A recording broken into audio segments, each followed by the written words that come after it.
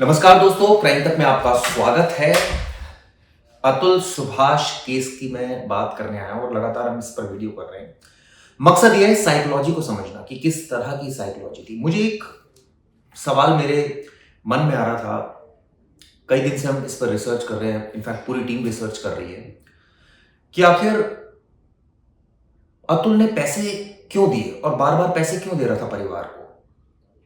मतलब अगर मैं अपनी बात करूं कि अगर इन लॉज को पैसे देने की बात आएगी तो मैं ज़रूर दूंगा, लेकिन तब दूंगा जब मुझे लगेगा कि उनको बहुत ज़रूरत है या उनकी आर्थिक स्थिति ऐसी है। लेकिन मैं अपने परिवार की ज़रूरतों को पूरा ना करूं और वहां पैसे दूं, ऐसा तो मैं नहीं करूंगा और ऐसा मुझे लगता है कोई नहीं करेगा। सवाल ये उठता है कि क्या वाकई जब जज ने उससे पूछा था कि भाई वो 3 करोड़ रुपए जब बोला था अतुल ने कि वो 3 करोड़ रुपए मांग रही है, तो जज ने ये कहा था कि होंगे तभी तो मांग रही है। तो क्या वाकई इतना पैसा था अतुल के पास? उसकी सैलरी कितनी थी?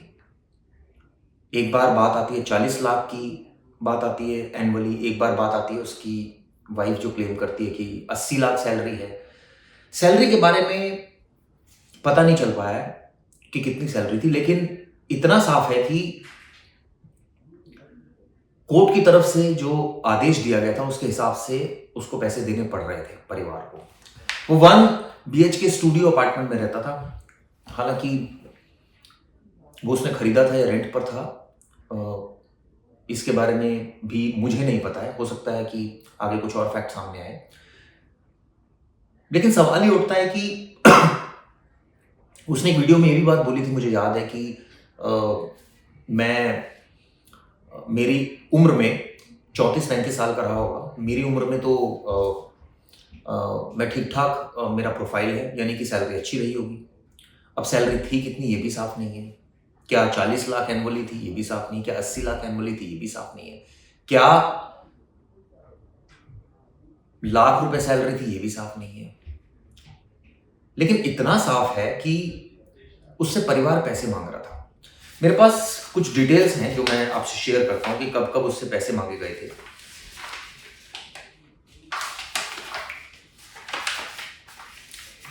ये बताते हैं कि सबसे पहले 15 लाख रुपए बिजनेस पर्पस के लिए मांगे थे परिवार ने, और ये 1.5 लाख रुपए 25 अप्रैल 2021 को दिए गए थे अतुल के द्वारा। फिर 50,000 रुपए दिए गए थे 13 मई 2021 को। इसके अलावा ये बताते हैं कि अतुल का कहना है, ये जो डॉक्यूमेंट है उससे मैं करीब 15 लाख रुपए उसने अपने जो ट्रांसफर किए थे अपनी मदर और ब्रदर को किए थे, और 20 लाख रुपए अपनी पत्नी के नाम पर उसने दिया था। ये वो क्लेम कर रहा है, अतुल क्लेम कर रहा है। सवाल ये उठता है कि एक बार 9 लाख की बात आई थी, एक बार 4 लाख की बात आई थी, एक बार 3 लाख की बात आई थी जो अतुल ने वीडियो बनाया था उसमें भी तमाम बातें कही थी। तो ये जो फैक्ट है वो इससे क्लियर हो रहा है कि पैसे दिए गए थे। लेकिन सवाल वही उठता है जो मेरे मन में भी था कि एक शख्स, क्या वाकई इतनी सैलरी थी उसकी? वो फिर स्टूडियो अपार्टमेंट में क्यों रह रहा था? फिर वो अपने इन लॉज को इतना पैसा क्यों दे रहा था? अगर वो डिमांड भी कर रहे थे तो ये तो उल्टा हो गया। मतलब हम ये देखते हैं कि डिमांड जो है वो लड़के वाले करते हैं कई बार अपने इन लॉज से कि भाई मुझे ये दे दीजिए, मुझे ये दे दीजिए, मुझे इतना दे दीजिए, मुझे बिजनेस करना है। और कई बार कई केसेस में हमने देखा है कि इन लॉज हेल्प भी करते हैं। ये तो उल्टा हो रहा था यहाँ तो। अब वो क्या प्रेशर था ये समझ से परे है, इसकी तहकीकात होनी चाहिए। इसमें एक चीज और भी थोड़ी विचित्र मुझे लगी। जो 9 आरोप लगाए गए हैं अतुल पर, उनमें से एक आरोप अतुल पर लगाया गया है कि उसका अफेयर था 3 से 4 महिलाओं से उसकी दोस्ती थी। हालांकि अतुल ने इसको डिनाई किया, लेकिन सवाल ये उठता है कि अगर ऐसी बात थी तो नेचुरली कोई वाइफ इसको बर्दाश्त नहीं करेगी। ये आरोप निकिता की तरफ से लगाया गया है। इसकी भी तहकीकात होनी चाहिए कि इसमें कितनी सच्चाई है। हालांकि इसमें ये बात तो साफ हो रही है पूरे एपिसोड, ये जो घटना है इसको देखने के बाद, कि गलती तो दोनों एंड से थी। लेकिन ये है कि किसी की कम गलती थी, किसी की ज्यादा गलती थी, और किसी की बहुत ज्यादा गलती थी, और वो थी निकिता, जिसने इतने सारे केस लाद दिए, जिसने शायद मीडिएशन के लेवल पर ही मामला सॉर्ट आउट हो सकता था। ये भी बात सामने आ रही थी। पहले 1 करोड़ मांगा जा रहा था, अतुल का कहना था, फिर 3 करोड़ मांगे गए। 50 लाख रुपए घर के लिए मांगे गए थे कि घर बनवाना है जहां ये रहते थे, निकिता का परिवार वाले। क्या कोई मजबूरी थी? ये बात बड़ी अजीब सी है कि क्यों इसी से डिमांड की जा रही थी। ठीक है, जिसके पास पैसा होता है उससे डिमांड की जाती है, लेकिन कोई ज़रूरी नहीं है कि आप दें। आप अपना एक आप सेल्फ मेड आदमी हैं, आपने कमाया है पैसा, आपने नौकरी करी है, उससे पैसा अर्जित किया है। आप कह सकते थे, आप अगर इतने सिस्टमैटिक तरीके से सारी चीज़ें लिख रहे हैं, तो आप ये भी कह सकते थे कि मेरी हार्ड अर्न मनी है, मैं इसको नहीं दे सकता। मैं एक लिमिट तक ही दे सकता हूँ, सिंपल। इसमें कोई टिप्स वाली बात ही नहीं थी। दूसरी बात, इसमें एक चीज़ और पर है कि भाई ऐसी कोई मजबूरी थी? चलिए, ये भी जाँच होगी। इसमें एक चीज़ और भी बात सामने आ रही है कि 3 साल तक बच्चे से मिलने नहीं दिया था। जो मैं पढ़ रहा था डिटेल्स इसमें, कि 3 साल तक बच्चे से दूर रखा गया। 2021 में वो चली गई थी निकिता, और 2021 पूरा लगा लीजिए, 22 लगा लीजिए, 23 और 24, यानी 22, 23, 24। और ये अतुल का कहना था कि वो काफ़ी इमोशनल हो रहा था इन तमाम चीज़ों को लेकर, कि मुझे तो याद भी नहीं अपने बच्चे की शक्ल। और बल्कि उसने एक बड़ी लंबी जो नोट में बहुत सारी चीज़ें भी उसने लिखी हैं अपने बच्चे के लिए। ये भी बात सामने आ रही है कि जब वो 18 साल का होगा तो उसको एक गिफ्ट दिया जाएगा। लेकिन सवाल ये उठता है कि इन तमाम चीज़ों को लेकर मुझे ये सारी चीज़ें जो नोट बनाए और तमाम चीज़ें बनाई, बड़ा सिस्टमैटिक ऐसा लग रहा था कि बहुत सिस्टमैटिक था अतुल। और ऐसे में जो सिस्टमैटिक होता है तो नेचुरली उसको अगर कोई ऐसी चीज़ नज़र आती कि डिसऑर्डर है, तो वो इसका विरोध करता है। मसलन एक एग्जांपल कोट करता हूँ, जब ये हनीमून पर गए थे तब बैग छूट गया था इनका, तो निकिता हंस रही थी, तो इस बात को लेकर अतुल ने बड़ा विरोध किया कि भाई वो हंस क्यों रही है। तो मतलब सिस्टमैटिक आदमी तो हर चीज़ में सिस्टमैटिक होता है। वो तो ये भी सोचता है कि मैं अपना पैसा भी क्यों दूँ, या वो इन तमाम चीज़ों से लेकर बड़ा प्रैक्टिकल होता है, क्योंकि वो सेल्फ मेड आदमी था। खुद वो अपने घर से दूर रह रहा था। एक-एक काम घर का उसने खुद ही कहा, अतुल ने, मैं करता था। बच्चे के डायपर से उठाने से लेकर और तमाम चीज़ें वो करता था। नौकरी भी करता था। यहाँ तक उसका कहना है कि मैंने तो अच्छे हॉस्पिटल में करवाया डिलीवरी, लेकिन उनके परिवार की तरफ से तमाम बातें हुई। मुझे ये कहना है कि अगर कोई परिवार इतना ज़्यादा प्रॉब्लम क्रिएट कर रहा है, इतना ज़्यादा हैरासमेंट कर रहा है, तो ठीक है, एक कोर्ट आपकी नहीं सुन रही, अकॉर्डिंग टू यू अगर बात की जाए तो उन्होंने कोर्ट पर तमाम आरोप लगाए हैं, एक कोर्ट आपकी नहीं सुन रही। क्या इसका कोई वे आउट नहीं था? क्या कोई ऐसी सिचुएशन नहीं थी कि आपने तो एक केस डाला, अतुल ने जो हाई कोर्ट में केस डाला जिसमें मेंटेनेंस को क्लेम किया था, लेकिन इसके अलावा तो कोई केस नहीं डाला। क्या पुलिस में आपकी जान पहचान नहीं थी? क्या आप जाकर ऐसा तो नहीं है कि ईमानदार लोगों की कमी है कि अगर आप कोई तो फोरम आपकी सुनेगी? मेरा सिर्फ ये कहना है।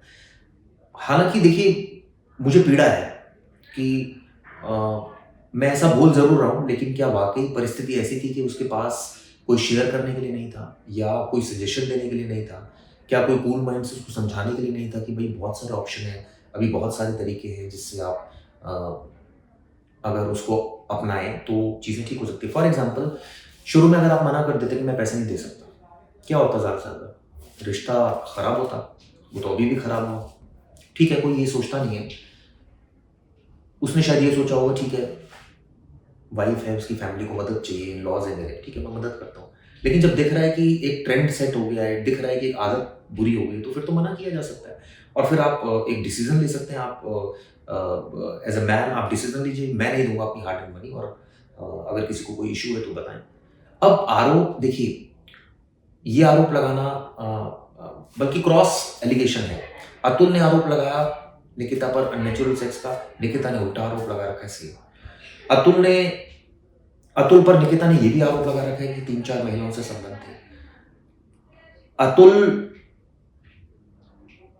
मानसिक दबाव में है, ये मुझे समझ में आ रही है चीज़ें, लेकिन सवाल ये उठता है कि ये जो आरोप लग रहे हैं, इसमें कितनी सत्यता है? मेरा यहाँ जो एम है वो ये बताना नहीं है कि अतुल की सारी गलतियाँ थी या निकिता की सारी गलतियाँ थी, या ये इतने गलत थे, इतने गलत थे। मेरा एम ये है कि कहाँ-कहाँ, किस-किस की गलती थी। ये बात सच है कि 70%, 80% गलती निकिता की थी, लेकिन कुछ गलतियाँ अतुल की भी रही है, जो मुझे समझ में आ रहा है। तो मैं अगर उसकी जगह होता तो शायद मैं अब डिपेंड करता माइंडसेट, मेरा कोई फ्रेंड है नहीं है, मैं उससे शेयर कर पा रहा हूँ नहीं कर पा रहा हूँ, एडवाइज़र मेरे किस तरह के हैं, या जिस कोर्ट में मेरा मुकदमा गया है वो कितनी फेयर है, या क्या वाक़ई कानून मेरी सुन पा रहा है नहीं सुन रहा। क्योंकि आप देखिए कि तमाम केसेस आपने डाल दिए, लेकिन ऐसा नहीं था कि किसी केस में अतुल को कोई अरेस्टिंग हुई थी। मेंटल हरासमेंट मैं मान सकता हूँ। एक फ़ियर फैक्टर होता है कि मैं अरेस्ट हो सकता हूँ किसी भी केस में। मान लीजिए डोमेस्टिक वायलेंस का डला, उसके अगेंस्ट में हिंदू मैरिज एक्ट का डला, ये तमाम केसेस डले, लेकिन किसी केस में एफआईआर तक हुई 2022 में तो, लेकिन उसमें तो किसी में गिरफ्तारी नहीं हुई उसकी। तो जब गिरफ्तारी नहीं हुई तो फिर इतना डरना किस बात का? फिर तो एक मेंटल ठीक है, आप फ्री हैं, आप कोर्ट में केस लड़ रहे हैं, ठीक है, उसमें भी प्रॉब्लम होती है, लेकिन उससे तो बेटर है कि आप अरेस्ट नहीं हुए, जेल नहीं गए आप।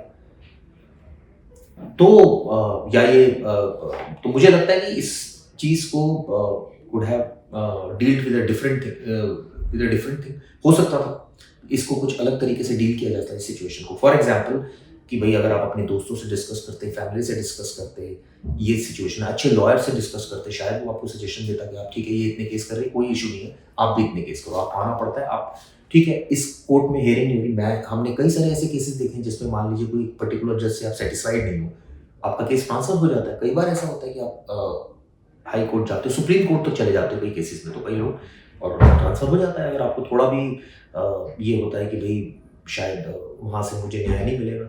तो ऐसा नहीं है, जो मुझे लगता है कि इसमें कुछ ना कुछ ऐसी चीज़ें हैं जो शायद थोड़ी बहुत गलती अतुल की भी रही। अगर वो थोड़ा सा इसमें